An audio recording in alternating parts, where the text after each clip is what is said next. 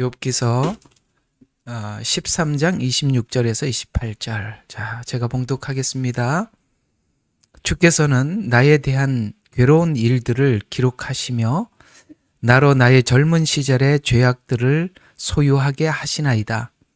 주께서는 내 발도 착고에 채우시고 내 모든 길을 면밀히 보시며 내 발 뒤꿈치에 표시를 해 놓으시니 그는 썩은 물건처럼 좀먹은 옷처럼 소멸하나이다. 아멘. 아주 시가서라서 아주 내용이 아주 멋집니다. 어떻게 멋지냐? 25절 보니까 주께서는 이리저리 굴러다니는 낙엽같이 흩으시려나이까 마른 구루터기를 쫓으시려나이까. 이 무슨 말입니까? 욥이 자기 가치가 초반에서는 굉장히 하나님 앞에 수준 있는 신앙인으로 아주 생각을 하고 하나님 앞에 굉장히 인정받는 사람으로 여겨왔었습니다. 앞에서는. 왜냐하면 워낙 완벽주의적 신앙생활을 해왔기 때문이죠. 여기까지 와서 욥이 스스로 자기 자신에서 느끼는 것은 야, 나는 굴러다니는 낙엽이구나. 이게 무슨 말입니까? 바람이 부는 대로 흔들리는 주체 없고 주관 없는 우리 그런 거 있잖아요. 어느 날 보면 나는 굉장히 주관도 뚜렷하고 내 가치관도 선명한 것 같은데 어느 날 보니 이렇게 그러니까 주책이라 그러잖아요. 예, 주관도 없고 뭔가 고정된 것도 없이 늘 자기의 필요와 이익에 따라서 흔들리는 낙엽 같은 굴러다니는 낙엽 같은 존재. 그 다음에 마른 구루터기 뭡니까? 다 자르고 남아서 이렇게 나무를 자르고 나면 이제 흔적만 남아 있잖아요. 이게 구루터기라고 그러지 않습니까? 그게 구루터기도 이제 금방 자르면 단단한데 시간이 지나면 뭡니까? 그냥 뭐 이렇게 쿡 발로 찍어도 쿡 들어가잖아요. 그러니까 표시만 남아 있죠. 흔적만 남아 있지. 나는 마치 구루터기와 같다라고 하면서 그 뒤에 보면 이제 하나님 내가 괴로운 일들을 기록하시고 나의 젊은 시절의 죄악을 소유하게 하시나이다 하면서 이제 하나님이 그걸 해결하기 위해서 젊은 시절에 가졌던 그런 죄와 허물을 해결하기 위해서 하나님이 딱 작정을 하셨는데 내 발을 착고에 채우시고 이게 여러분 감옥에 가보면 그 사람 더 이상 그 바운더리를 못 벗어나잖아요. 발을 딱 착고에 채웠으니까 내 마음대로 못 가죠. 그 이제 발을 하나님께서 내 마음대로 가던 발을 멈추고 하나님이 딱 정한 그 안에서 아주 우리 표현으로 하자면 이렇게 표현하면 좋겠는데 이제 군대 갔어요. 훈련소에 딱 시간을 정해놓고 이게 내 자유라는 일도 없고 딱 그 하나님이 세운 그 바운더리 안에서 내가 하나님 앞에 만들어져 가는 아마 여러분 주님께서 여러분 작정하고 훈련할 때 아마도 이런 느낌이 들 겁니다. 내가 내 마음대로 할 수 없구나. 하나님께서 나를 발을 착고에 탁 채웠구나. 그러면서 뭐 그것만 하면 그냥 그 안에서는 자유가 있을 것 같잖아요. 그죠? 그래도 어쨌든 그 착고에 채운 그 바운더리 안에서는 내가 자유를 얻을 것 같은데 아이고 그 뒤에 나오면 기가 막히죠. 면밀히 보시고 발 뒤꿈치에 표시해 놨으니까 어디 가든지 딱 눈에 띄게 만들어 놨다. 이런 이야기입니다. 이렇게 하나님 앞에 훈련을 받아보신 분, 또 그런 느낌을 받아보신 분, 아멘 좀 해보시죠. 하나님이 꼭 그렇게 우리를 하시는 것 같더라라는 느낌이 드는 것은 정상이다. 이런 이야기가 되는 겁니다. 정상이다. 여기 보면 이 훈련이 아주 우리 흔히 말하는 맹훈련이잖아요. 그죠? 아주 강력하고 아주 우리 이제 특공대를 훈련시키듯이 아주 맹훈련을 한다. 이렇게 느껴지는 건데요.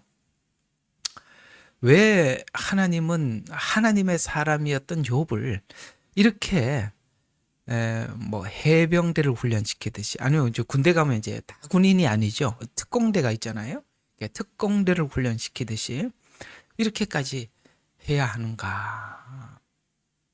이제 그 부분을 이제 오늘 여러분들과 함께 살펴보려고 합니다. 우리 지난주에는 여러분들과 함께 이렇게 나누어 봤던 이야기가 이런 이야기죠. 지난주는 좀 쉬었습니다. 뭐 지난주죠. 친구들이 이제 욥에게 이제 도움을 주려고 했던 말에 대해서 욥은 이제 이렇게 평가가 됐는데, 오늘은 이제 욥이 지금 하나님 앞에 훈련되어져 가고 만들어져 가는 과정을 우리가 지금 마음속에 이렇게 여러 시간 이렇게 상상을 할 수가 있죠. 지금 하나님 앞에 오늘 착고에 딱 잡히듯이 지금 하나님 앞에 끌려가고 있고, 이제 친구들은 조금 이제 그런 상황은 아니지요. 이게 지금 하나님 앞에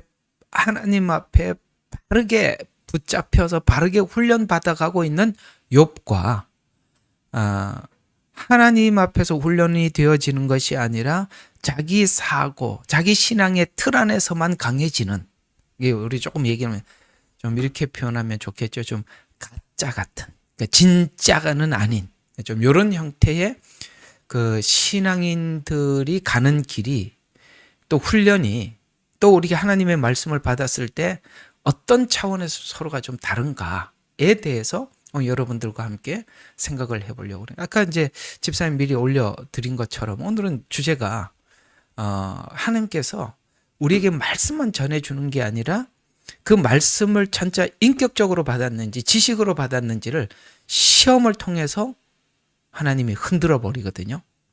우리 이제 오늘 이인숙 사실 이제 권사님이십니다. 이분도 권사님이신데, 오늘 이 기도했던 내용이 이제 우리 화요일 날 떡상에 대해서, 떡과 떡상에 대해서 여러분들에게 이제 그걸 기초로 기도를 하셨습니다. 거기서 우리가 배운 것들이 그런 거죠.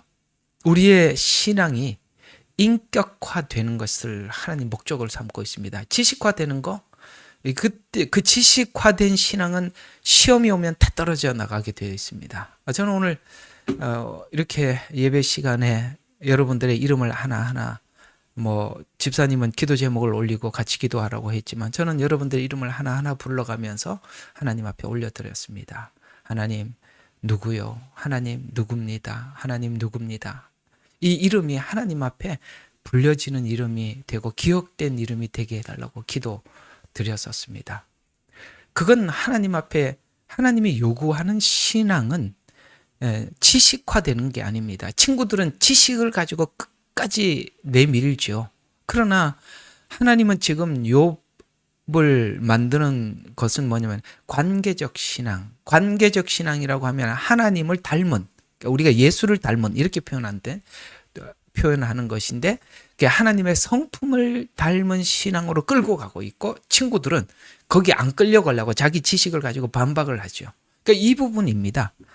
우리 다 같이 배우지만 우리 여기 와서 이제 똑같이 뭐 설교, 제가 지금 이게 뭐 이 음성이 다르게 들리지는 않을 거 아니겠어요? 그러나 우리가 하나님 앞에 어떤 마음으로 이 말씀을 대하느냐에 따라서 사람들이 이게 들리는 그 들림이 서로가 좀 다르게 들리기도 하겠죠. 욥이 하나님께서 욥에게 하는 말, 그 다음에 친구들에게 하는 말 똑같이 듣고 있지만, 그러나 그 둘은 다르게 들리듯이 말이죠. 그러니까 이게 이제 지식이 신앙이라고 생각하는 사람들은 지식을 그러니까 축적하는 것이 신앙이다라고 보겠지만, 지금 욥은 쭉 보시다시피 이게 지금 무슨 지식을 축적하는 과정이겠습니까? 아니죠.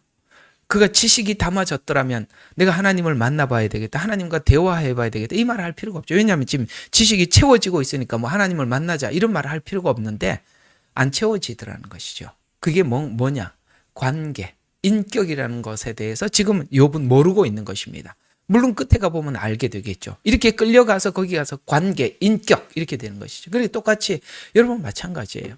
지금 여러분들이 아무리 배워도 여러분의 이 말씀이 여러분들에게 인격화되지 않으면, 그러니까 주님을 닮는 성품화되지 않으면 이건 하나님이 이끄는 과정 속에 있는 건 아닙니다. 욥 친구들은 하나님이 이끄는 과정이 아니거든요. 욥이 끌려가고 있는 거죠. 이게 둘을 하나님이 자꾸 잘 보라고 관찰하라고 하는 이유가, 네가 욥이 되겠느냐 친구들이 되겠느냐. 너는 지금 너의 신앙이 욥처럼 이렇게 인격화된 신앙으로 하나님 앞에 이끌려가고 있느냐, 아니면은 네가 몇 가지 배운 지식을 가지고 제가 이게 믿음입니다라고 꺼내놓느냐라는 질문이, 그러니까 욥기가 사실은 우리 매번 여러분에게 하는 질문과 동일한 질문입니다. 이제 제가 이렇게 욥기 설명하면서 좀 이 내용이 쉽지 않은 이야기라서 제가 이렇게 말하는 화법을 좀 여러분들이 많이 좀 소화를 해주시면 많이 도움이 되리라고 생각합니다. 이제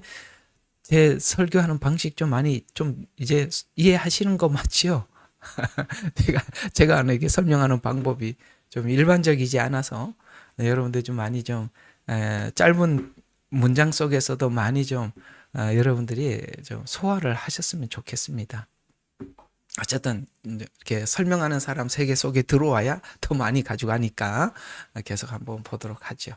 지금 이제 욥이 13장에 와서 친구들하고 얘기하면서 자꾸 친구들 대화 속에서 이제 돌아서려고 하잖아요. 그러니까 지금 욥이 사실은 친구들에게 하는 말은 이런 말들이에요. 이게 말을 잘 알아들어야 되는데 욥이 하는 말은 이런 말들이에요. 자, 너희가 하는 말들, 그러니까 너희가 가르치려고 하는 좋은 마음은 내가 알겠다. 그러나 내가 가만히 너희 말을 들어보면 너희가 아는 지식에 지금 현재 내가 당하고 있는 이 상황을 끼워 맞춰. 그러니까 이해가 가요. 이렇게 끼워 맞춰. 끼워 맞췄다는 말을 좀 여러분들이 이해를 해 주셔야 참 좋을 텐데, 내가 알고 있는 지식의 한도를 가지고 지금 상대방에게 어려움을 풀려고 하잖아요. 그러니까 끼워 맞춰. 그러니까 욥이 듣기에는 분명히 이게 답이 아니거든요. 근데 자기가 아는 말을 가지고 억지로 막 쑤셔서 막 맞추려고 한다. 이렇게 보고 있는 겁니다. 그래서 너희가 아는 지식에 나를 끼워 맞춰서 나로 하여금 할 말이 없게 만들어서 너희만 이제 하나님 앞에 옳은 사람이 되고 또 너희 말도 옳은 말이 되게 하려고 하는 이 꼼수가 내가 내 눈에는 보인다. 이런 일을 혹시나 여러분들이 당해보면 이해가 갈 겁니다. 억지로 자기가 이해하고 있는 하나님에 대한 지식을 가지고 막 끼워 맞춰서 막 나한테 막 설득하려고 그러는데, 이제 여러분 일반적으로 당한 이야기가 그런 이야기예요. 나를 설득시키려고 하는데 내가 볼 때는 너 그거 하나님의 지식이 아니야. 그러면 내가 만약에 네 말에 수긍을 해버리면, 야, 네 말도 옳고 너는 하나님 앞에 옳은 사람이 되고 나는 허당이고, 그렇게 해서 네 체면만 서고 네 잘났다 그걸로 끝내려고 하느냐? 나는 네가 하는 말이 내게 답도 안 되고 시원하지도 않다. 네가 지금 답을 제시하고 있는 것과 내가 지금 현장에 당하고 있는 것은 너무나도 괴리감을 느껴서 나 네 말을 도저히 수용할 수 없어. 뭐 이런 이야기가 오늘 13장의 이야기거든요. 여기에 지금 이 친구들은 욥의 고난을 이해하지 못하고 있고요. 욥은 지금 하나님께 뭔가 상당히 높은 수준의 단계로 이렇게 끌려 올라가고 있습니다. 저는 오늘 여러분들에게 오늘 이 13장의 욥과 욥 친구들을 앞에다 세워놓고 이렇게 설명을 해보고 싶습니다. 내가 배운 하나님의 말씀이 하나님과의 관계적 신앙인가? 관계적 신앙이 되려면 내가 하나님 앞에 정말 몸부림치는 아픔과 하나님과 이렇게 나를 갈고 닦는, 마치 금을 금같이 만드는, 그 성경은 그러잖아요. 금을 불에 연단을 해서 완전 불순물을 빼고 또 넣어서 또 빼고 또 넣어서 또 빼고, 그래서 순수한 금을 만들듯이 순수한 믿음이란 뭐라고요? 관계적 신앙. 하나님과 이거 관계를 맺는 신앙. 왜요? 로마서 8장이 그러잖아요. 하나님의 사랑에서 끊을 수 없느니라. 이건 관계잖아요. 근데 친구들은 이 관계적 신앙이라는 걸 모르잖아요. 그러니까 우리가 고난이 딱 와보면 갈라져요. 이게 진심이었는지, 하나님을 구하고 하나님을 아는 지식에 대해서 진심이었다면 우리는 분명히 관계적 신앙을 갖게 되고, 지금 욥을 품으려고 하겠죠.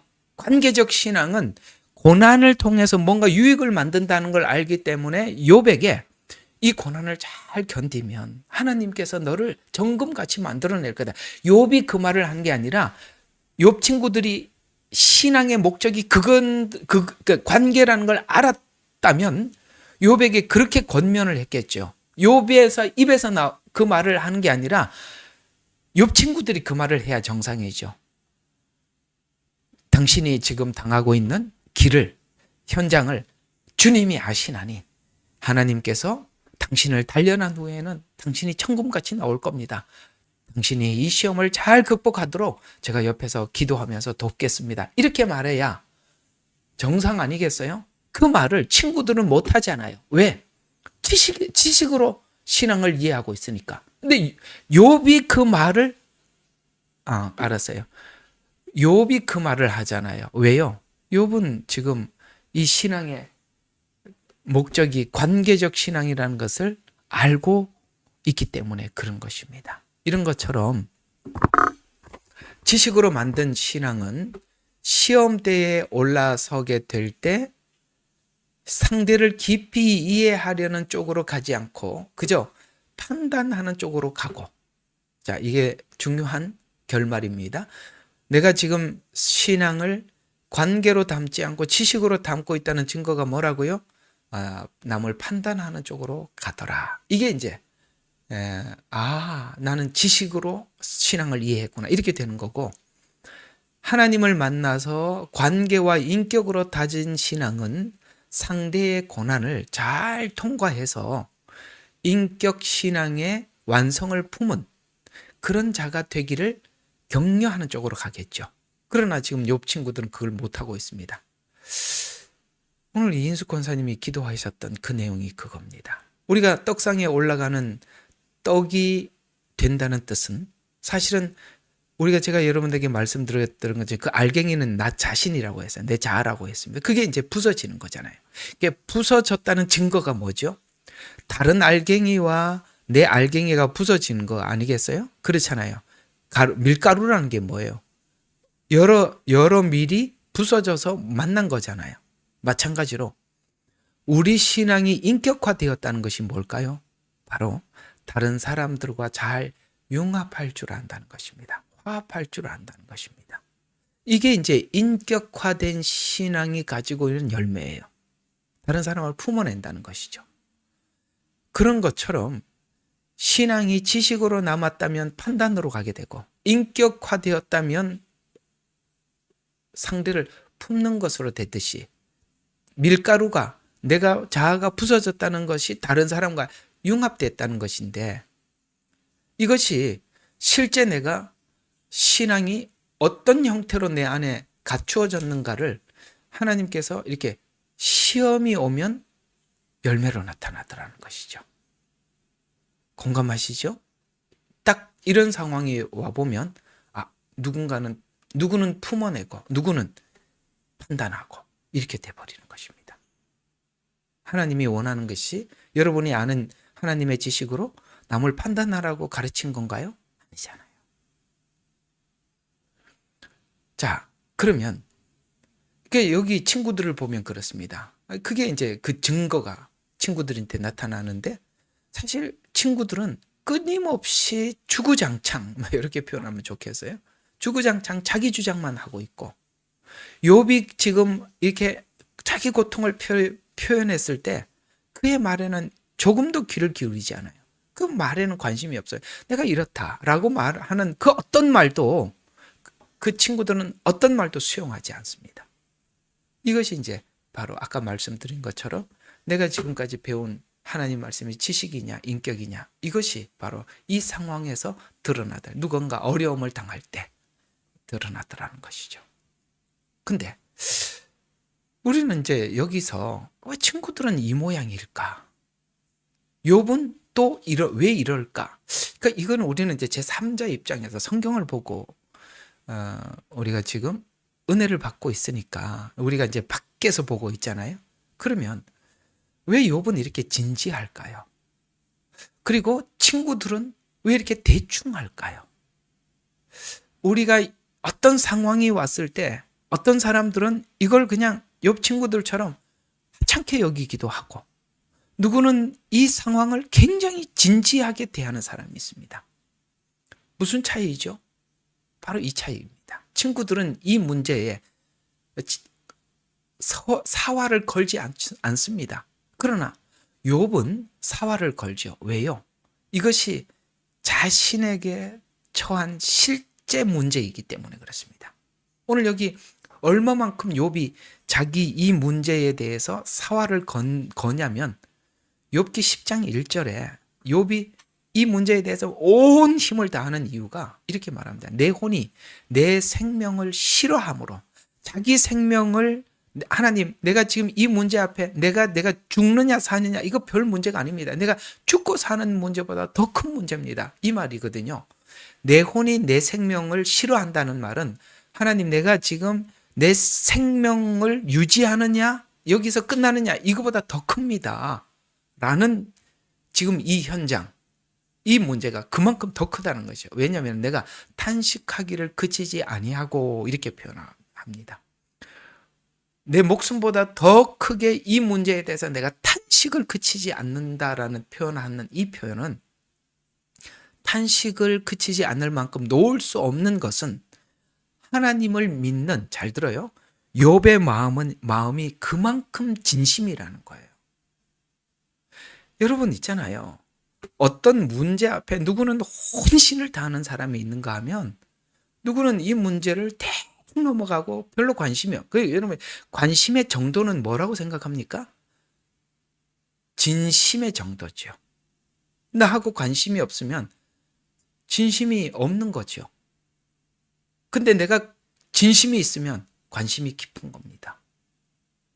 여러분들이 얼마나 그 문제에 대해서 어떤 상황에 대해서 어떤 물건에 대해서 얼마나 여러분들이 사랑하고 진심이냐에 따라서 우리가 그걸 대하는 태도가 다른 것입니다. 여러분 자녀 문제 놓을 수 없잖아요. 왜요? 너무나도 사랑하고 너무나도 진심이기 때문에 아이가 아무리 엇나가고 빗나가도 우리가 놓을 수 없는 이유는 그것이 아이를 대하는 부모의 태도가 마음이 너무나도 진심이기 때문에 그런 겁니다. 욥 친구들은 너무너무 대충이에요. 이게 하는 말 보면은 남을 수용하거나 욥의 말에 진심의 말을 귀를 기울이거나 일도 없어요. 끝까지 자기 주장만 주구장창. 왜? 그만큼 건성이라는 거예요. 여러분 신앙생활이 얼마나 건성이냐 진심이냐는 어떤 한 문제 앞에서 얼마나 사활을 걸고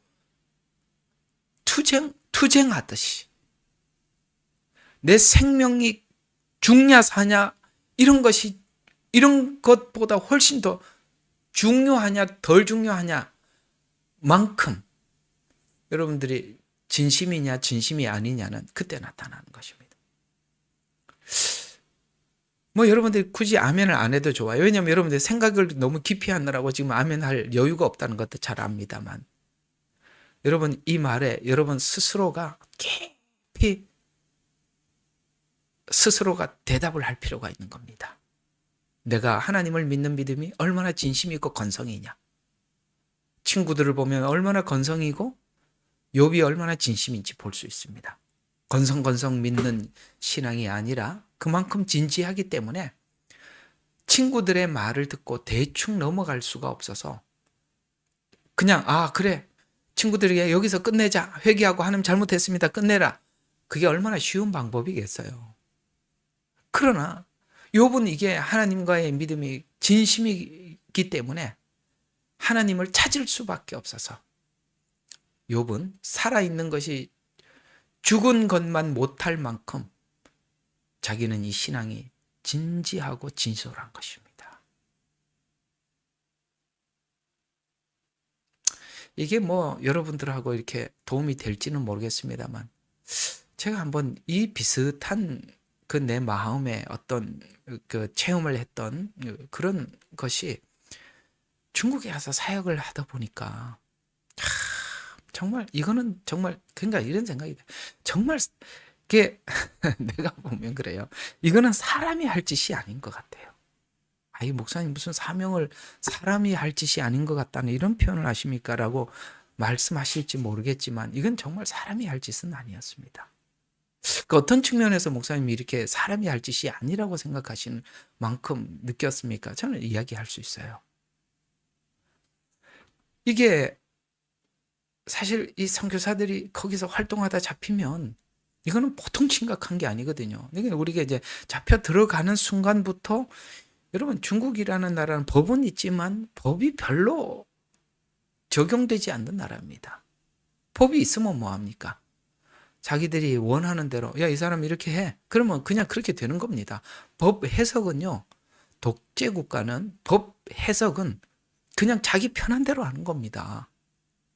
그 사람들이 와서 허가증을 내주고, 허가증을 준 사람이 와서 허가증을 띄면서 불법이야. 여러분들에게 면허증을 줬어요. 운전하라고. 경찰이 여러분들 딱 잡았어요. 야, 이 면허증 인정할 수 없어. 이거 면허증 자체가 불법이야. 아니, 준 사람이 불법이라 그러면 말이 됩니까? 그런 나라라는 걸 내가 잘 알잖아요. 그런데 저는 그 사역이 너무 진지했기 때문에 내가 잡혀 들어가면 이런 일이 있다는 걸 알고 내 가족들이 어떻게 된다는 거 다 압니다. 그런데도 그 아이들 곁을 떠날 수가 없었어요. 이게 사람이 할 짓은 아니라고 생각합니다. 상황은 내가 그 자리를 떠날 수 없어요. 내가 매일매일 느꼈던 것이 이 말씀이었거든요. 바울이 그런 이야기를 하잖아요. 하나님께서 내가 어디에서 무슨 일이 일어날는지 나는 알지 못하나. 정말 매일매일 아침에 눈을 뜨면 그래요. 하나님, 오늘 하루가 시작됐는데 오늘 하루 어떤 일이 내게 일어날지 전 모르겠습니다만 그냥 이 하루만, 이 시간만 어느 날 내가 공안이 나를 잡아서 내가 감옥에 가둬서 우리 가족들을 보지 못해 생이별이 되더라도 하나님, 오늘 하루 이 현장에서 내가 할 수 있는 최선을 다하고 그 다음은 저도 잘 모르겠습니다. 누가 인생을 그렇게 살아요? 누가 인생을 그렇게 살겠어요? 이 사람이 할 짓은 아니에요. 사람은 그렇게 살지 않아요. 계산을 해보고 타산에 맞으면 움직이고 타산에 맞지 않으면 자기 유익한 대로 가는 게 정상인데 이렇게 사는 건 아니구나. 이런 생각이 들어요. 지금 여기 욥의 말이 10장에 있는 말이 그거예요. 하나님, 나는 지금 하나님께서 주신 이 상황이 얼마나 진지한지 내가 죽고 사는 문제, 이거는 문제도 아닙니다. 내가 죽느냐 사느냐 그건 나하고 좀 별 상관이 없을 만큼 이 상황이 진지합니다. 여러분 한번 인생 살면서 여러분의 신앙을 하나님 앞에 여러분의 믿음을 오늘 욥이 고백한 만큼 이렇게 진지해져 본 적이 있으세요? 대충 내 마음 상처 입고 내 마음에 자존심 상하고 기분 나쁘면 다 때려치워 함부로 말하고 함부로 뒤집어 남이 실족하든 말든 이 사람이 내가 이렇게 행동해서 지옥 가든 말든 하나님으로부터 떨어지든 말든 나하고 무슨 상관이야. 난 내 성질대로 살아. 그만큼 여러분이 하나님 앞에 진지하지 않다는 것이고 교회를 공동체를 소중하게 여기지 않으니까 함부로 해대는 거예요. 얼마나 건성이고 얼마나 하나님이 우리 속에 대충 이 정도만 해도 될 만한 하나님을 얕봤으면 이렇게 행동하냐 이 말이에요. 욥 보세요. 여러분의 신앙 고백이 이토록 진지해져야 하는 거예요. 그러면 오늘 욥은 왜 이렇게 이 상황 앞에서 하나님 앞에 사생결단을 하려고 하면서 이 과정을 지나가려고 하는 것일까요? 왜 사생결단하고 가려고 하는 것입니까? 대충 아마 한번 생각해 봐요. 13장까지 왔거든요. 욥이 지금 13장까지 왔잖아요. 아마 건성 같았으면 1장에서 포기했을걸요. 하나님, 나 이렇게 예수 잘 믿었는데 근데 이거 통장 다 뺏어가다니 이 말이 됩니까? 1장에서 돌아섰을 거예요. 그런데 하나님이 자녀들도 데리고 가요. 여러분, 우리 사업 기반이 무너지고 자식 떠나가고 자식들 죽고 이거는 누가 봐도 막 저주를 받은 거 아니겠어요? 그러면 부인이라도 옆에서 위로를 해야지. 부인도 하는 말이 뭡니까? 하나님을 저주하고 죽어라. 남편이 이게 할 말이에요, 그게? 예? 남편이 이게 할 말이냐고. 여러분, 이 정도 되면, 여러분, 하나님 앞에 돌아설 것 같아요? 아니면 계속 갈 것 같아요? 아마 대부분 돌아설걸요. 근데 이쯤 되면 하나님이 나타나서 내가 너에게 뭘 하려고 한다라고 얘기라도 해주면 좋을 텐데, 하나님은 얼굴도 보이질 않아.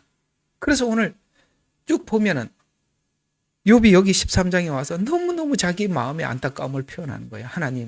하나님은 내게 숨은 것 같고, 26절과 27절은 그 말입니다. 현실은 피할 수 없는 고통이고, 그렇다고 왜 포기할 수 없죠?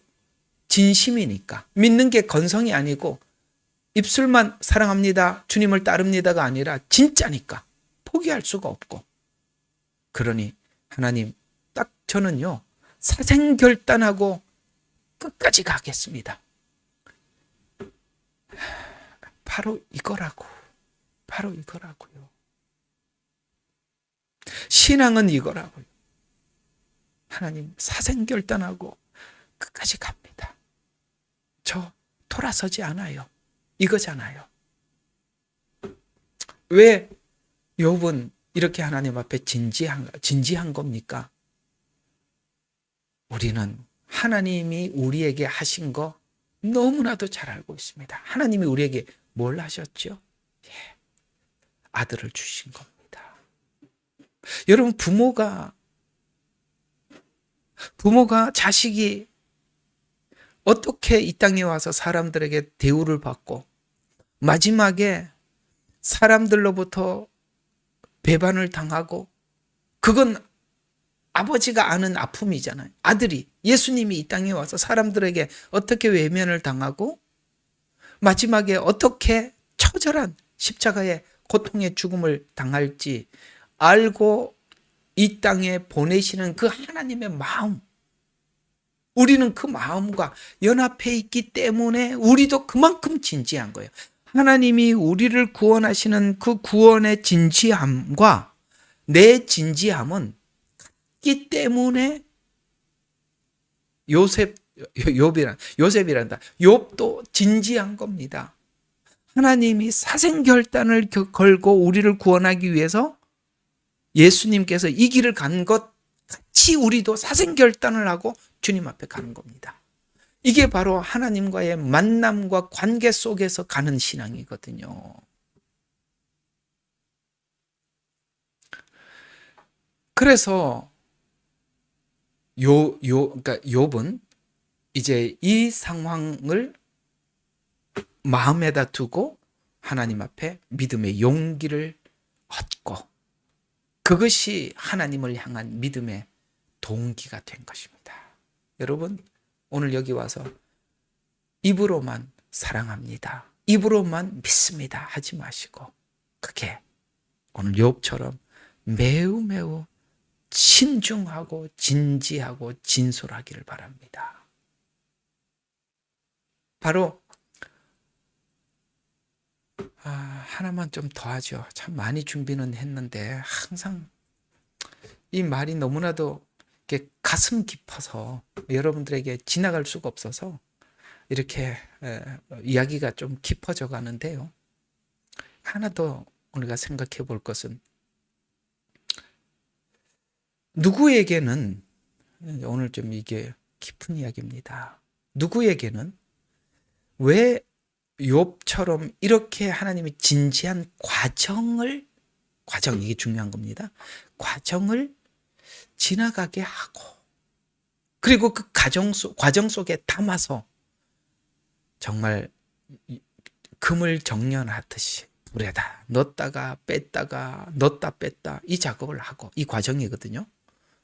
누구는 이걸 하지 않을까? 이상하지 않아요? 우리 여기다 모두 보면 진짜 같아 보여요. 근데 이상하게 누구에게는 이 과정을 하나님께서 실제 지나가게 하고 또 그걸 하고요. 근데 누구는 안 하거든요. 아이고 고맙습니다. 맞습니다. 맞아요. 누구는 하고 누구는 안 합니다. 굉장히 무서운 의미가 여기 있어요. 왜 누구는 하고 누구는 하지 않을까? 누구에게 하지 않았을까요? 여러분 이 얘기 들으면 깜짝 놀랄 겁니다. 사단에게는 과정이 없어요. 여러분 이거 주님 오시면 다 드러나게 날 겁니다. 사단에게는 하나님이 이 과정이라는 자체가 없습니다. 여러분 우리가 사단의 과정을 한번 생각해 봐요. 창조 이전에 하나님 천상의 반역이 일어났죠. 그리고 그 반역을 한 사단에게 잘 들어요. 하나님은 단 한 번의 기회도 주지 않았습니다. 쉽게 말해서 오늘 욥기로 표현하자면 과정이 일체 무시돼 버렸습니다. 이 과정은 자기를 돌아보는 과정이요. 과정은 자기가 죄인이라는 걸 아는 과정이요. 과정은 자기 자신이 얼마나 하나님 앞에 흉악한 죄인이라는 것을 보는 시간이 과정이거든요. 놀랍게도 사단에게는 이런 과정을 일체 허락하지 않습니다. 왜 사단에게는 허락하지 않을까? 바로 사단은 하나님 앞에 돌아오지 않는다는 걸 알기 때문입니다. 회개는 이런 과정을 지나가지 않고는 회개가 건성건성 가짜 회개예요. 욥이 42장에 가서는 내가 하나님 앞에 입을 가릴 뿐입니다. 이 말은 무슨 뜻이냐?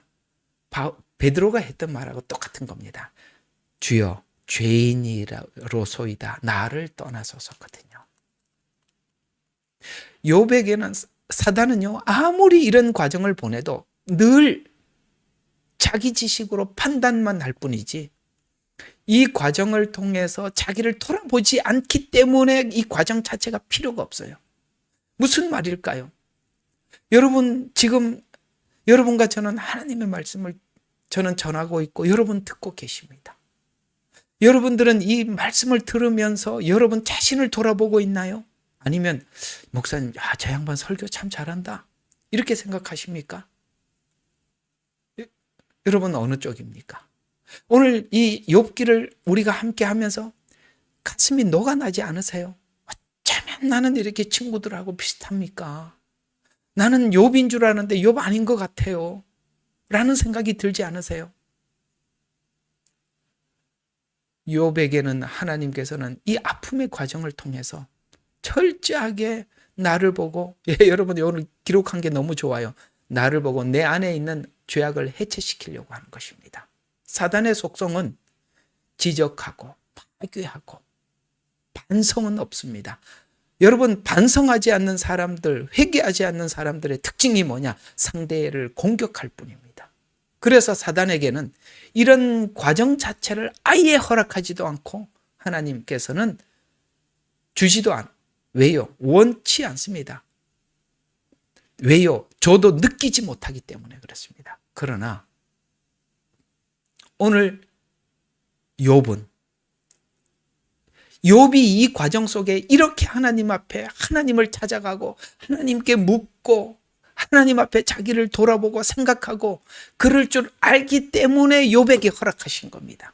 너무나도 놀랍지 않으세요?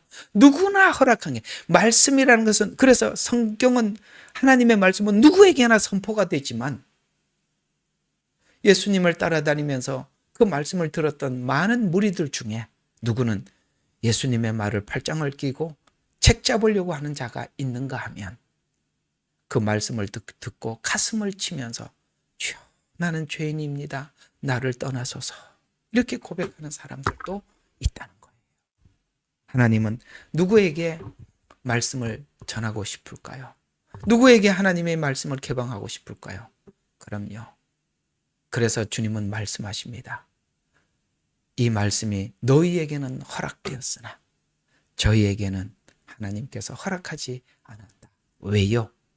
그 말씀은 그들에게는 지식일 뿐이고 그 말씀은 그저 남을 판단하는 기준에 불과하기 때문에 그런 것입니다.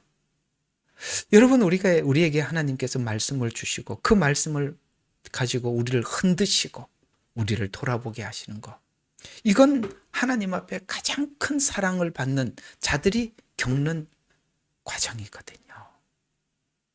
따라서 욥기에서 설명하는 설명은 하나님의 형상을 따라 지음받은 인간의 가치가 얼마나 큰가, 이렇게 하나님 앞에 진지하게 주님을 따르는 사람들의 그 가치가 얼마나 큰가, 이걸 성경은 이렇게 표현합니다. 야곱에게는 하나님께서 야곱과 함께 평생을 씨름하십니다. 여러분, 씨름이란 하나님은 하나님의 힘을 다 쏟고 우리는 우리대로 하나님 앞에 힘을 다 쏟아 결국 하나님 앞에 우리 힘이 빠지는 거거든요. 씨름을 하면 누군가 한쪽은 힘이 빠질 거 아닙니까? 결국은 누군가는 이길 거 아닙니까? 이해가 가시죠? 야곱이, 천사가 야곱과 씨름할 때 천사가 야곱을 이기지 못한다는 이야기는 이제 어떤 뜻이냐면 야곱의 그 근성을 이기지 못한다는 뜻이 아니라 야곱이 자기 힘을 마지막으로 쏟았다는 뜻입니다. 이기지 못했다는 것은 다 쏟아버렸다 이 뜻이에요. 다 쏟아. 그래서 다 쏟은 자리에서 뭐가 달라집니까? 네 이름을 야곱이라고 하지 마라. 지금부터 네 이름을 이스라엘이라고 해라. 다 쏟아. 야곱이라는 이름을 다 쏟아버렸다는 거예요. 그래서 하나님 새 이름을 주신 겁니다. 하나님은 이렇게 씨름하고 욥기에서는 폭풍 가운데 서서 하나님은 이 일을 주관하고 계시는 것입니다. 여기까지 오자 욥은 이제 뭔가를 보기 시작합니다. 이게 은혜거든요. 야, 이 멋진 은혜. 오늘 금방 읽었다. 자, 이제 본문으로 들어가. 이제 끝입니다. 끝에 와서 정리를 하는 건데요. 야, 여기까지 와야 이게 보여요. 오늘 한번 읽었던 본문, 사실은 20절부터인데 쭉 보면 이런 이야기가 합니다. 하나님, 나는 이리저리 굴러다니는 낙엽입니다. 여러분 그렇게 생각하세요? 우리는 이런 생각을 하거든요. 나 없이 교회가, 이 예레미야 눈물 교회가 어떻게 생겼어? 웃기지 마세요. 여러분 때문에 생긴 게 아니에요. 우리는 옛날에 그렇게 욥이 그런 생각을 할 사람이 아니에요. 하나님, 제가 여기 있습니다. 나 같은 사람이 어디 있겠습니까? 라고 말을 했던 사람이었습니다. 그게 1장, 2장에 있는 욥이에요. 그런데 욥이 지금 어떻게 바뀌었어요? 하나님, 저는 줏대 없는 인간이에요. 줏대 없는 신앙인입니다. 나는 내 이익에 따라 움직였고 나는 내 필요에 따라 구했습니다. 나는 보니까 이렇게 무게감 있는 성도가 아니라 낙엽 같은 성도입니다. 우리 개역개정에는 아마 건불 같은, 이게 무슨 뜻이냐면, 여러분 낙엽이 불에 타면은 바람이 부는 대로 낙엽도 잘 흔들리는데, 여러분 건불 뭐죠? 썩은 낙엽, 불에 탄 낙엽, 바람이 불면 푸는 대로 갈대와 같이 흔들리지 않겠어요? 여러분의 신앙이 고정되어 있다? 아니요. 나는 예레미야 눈물 교회에 지분이 있다라고 생각을 하죠. 나는 헌금도 했고 초기 개척 멤버고 내가 공로가 있고. 무슨 헛소리.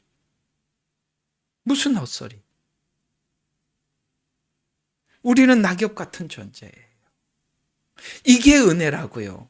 이걸 발견하는 게 진짜라고요. 하나님이 지금 바로 욥의 현 주소를 보게 한 겁니다. 너는 낙엽에 불과하다. 마른 그루터기 나무, 무슨 말입니까? 나무는 쭉 자라서 낙엽을 틔우고 열매를 맺어야 돼요. 이 그루터기가 뭘 하겠어요? 죽은 나무 아니겠어요? 나 하나님 앞에 이런 존재입니다. 바울이 그런 말을 했죠. 하나님, 저는 질그릇입니다. 저는 깨지기 쉽습니다. 지금 질그릇에 하나님은 보배를 담고 있는 중입니다. 내가 보배인 줄 알았죠? 아니요. 하나님이 보배예요. 그게 하나님 우선이라는 거잖아요. 하나님은 욥의 질그릇을 깨트려 친구들에게 자랑합니다. 뭘요? 욥 속에 보배가 있는 게 보이냐? 이렇게 묻습니다. 이게 신앙의 길이에요. 이게 신앙의 길이라. 누가 욥기가 들리겠습니까? 여러분 들리세요? 오늘 이 이야기가? 친구들이 그래도 욥기의 친구들이 귀한 것은 중간에 물러나지 않고 욥 옆에서 끝까지 가더라는 거예요. 여러분들이 욥이 아니어라도 좋습니다. 그냥 욥 친구라도 되어서 옆에서 함께 갔으면 좋겠어요. 오늘 하나 간증하고 마칩시다. 어제 이제 제 사모님하고 예배 마치고 어떻게 하다가 은퇴 목사 이렇게 이제 검색을 한번 해봤어요. 그러니까 은퇴하신 목사님들에 대해서 좀 알고 싶어서. 그러니까 막 은퇴 목사님들에 대한 이야기가 쭉 여러 이야기들을 올려와 있더라고요. 근데 내가 굉장히 은혜를 하나 받았던 한 목사님이 계셨어요. 제 마음을 정말 울렸던 목사님이셨는데 그 연세가 거의 80쯤 되셨어요. 이제 일자리를 구해주는 그런 일을 하십니다. 본인도 이제 어디 아파트 경비 반장인가 그러세요. 그리고 주일이면 은퇴하신 목사님들 조그마한 사무실에서 예배를 드리고 설교를 하는 너무너무. 근데 나는 그분이 기도하는 기도에 너무 은혜를 받았어요. 진짜 은혜를 받았어요. 그분 은퇴 목사님이시고 그쯤 되면 후배들 목회 잘하나 못하나 그렇게 목회하면 안 돼. 이런 말들이 막 목구멍까지 올라와서 남들 가르치러 돌아다니고 싶은 그런 상황 아니겠어요? 위치 아니겠어요? 근데 난 그분의 기도에 너무 놀랐어요. 하나님, 저도 제 평생 저분처럼 저렇게 마지막 살게 해주세요. 그분이 하나님 앞에 기도하기를 이렇게 기도를 합니다. 하나님, 나 같은 죄인 살리신 주님 너무 고맙습니다. 그 기도 외에 아무 기도도 하지 않았어요. 여러분, 원로 목사가 되면 그래도 목사 중에 최고고 모든 걸 다 겪어서 남들을 다 보면은 판단 탁 서는 그런 위치에 서서 그 하나님 앞에 주님을 만났고 죄 용서함을 받았던 그 순간을 지금도 잊지 않고 하나님 앞에 눈물을 흘리면서 기도하는 그 기도를 바라보면서 우리가 저렇게 살아야 되는데 우리가 마지막이 저래야 되는데 저걸 평생 잊지 말고 살아야 되는데 저분이 진짜구나 이런 생각이 듭니다. 우리 신앙의 진지함은 바로 하나님과 만남 속에 우리 모두 우리 주님을 이 목사님이 기도한 그 기도대로 우리가 주님을 만났을 것입니다. 이걸 우리가 평생 놓지 않고 잊지 않고 사는 것. 그것이 여러분의 진지함의 전부요.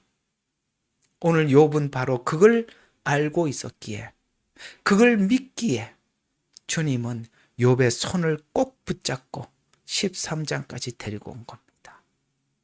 사실 욥 친구들에 대해서 제가 비난을 많이 했습니다만 욥 친구들도 귀한 것은 친구들이 다 알지는 못했지만 그래도 욥 옆에서 42장까지 가는 게 귀한 거예요. 제가 여러분들에게 하고 싶은 이야기가 그거예요. 우리 다시 만날 때까지 하나님이 함께 계셔. 우리 다시 만날 때까지 함께 계시려면 여러분 일부는 욥이 되고 누구는 욥 친구가 되더라도 욥 친구가 욥을 어떻게 다 이해하겠어요? 욥이 설명한 대로 알아듣겠습니까? 그래도 욥 친구들이 귀한 것은 야, 욥이 진짜더라. 그래도 옆에서 내가 아는 지식 가지고 꺼내놓지만 욥 속에 하나님이 함께하는 걸 보니 내가 옆에서라도 함께 가보자. 그러면 밥상에 떨어지는 콩고물이라도 떨어지는 걸 먹을 텐데 욥 친구들이 이 자리에서 떠나가 버리면 욥에게 주는 그 은혜를 옆에서 보지 못할 거 아니겠어요? 무슨 이야기인지 알아들으시죠? 오늘은 여기까지입니다. 기도하고 마치겠습니다. 하나님,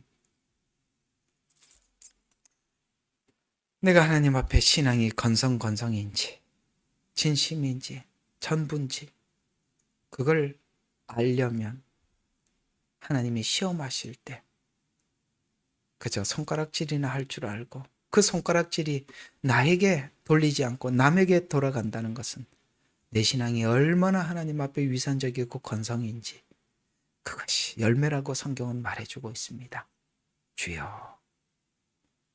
그저 우리는 주여라는 말이 저절로 나옵니다. 하나님, 내가 하나님 앞에 진심이고 진정이고 진심인지 늘 관찰하고 아버지 하나님 돌아보게 해주세요. 예수님 이름으로 기도드렸습니다. 아멘. 예레미야의 눈물은 시대에 맞는 말씀 선포와 변질되지 않은 순수 복음을 외치고 있습니다. 함께 연결되어 하나님께 예배드리며 이 마지막 때에 하나님께 쓰임받길 원하시는 분은 카카오 채널로 연락 주시면 연락드리도록 하겠습니다. 고정 댓글에 채널 경고와 착제에 대비한 예비 채널과 제2채널 링크를 올렸습니다. 이 채널 또한 구독 부탁드리겠습니다. 감사합니다. 우리는 역사상 가장 중요한 시점을 지나고 있습니다. 하나님께서는 하나님의 일을 하시기 전에 사람을 준비시키셨음을 우리가 알고 있습니다. 하나님 말씀은 마지막 때에 대추수, 대부흥의 때가 있다고 분명히 예언하고 있습니다. 아멘. 하나님의 말씀이 그대로 성취될 것을 믿습니다. 예레미야 눈물은 잠자는 교회와 영혼을 깨우기 위해 노력하고 있습니다. 이 가슴 뛰는 일에 함께 하길 원하시는 분은 카카오 채널로 연락 주시기 바랍니다. 당신은 위대한 하나님의 사람입니다.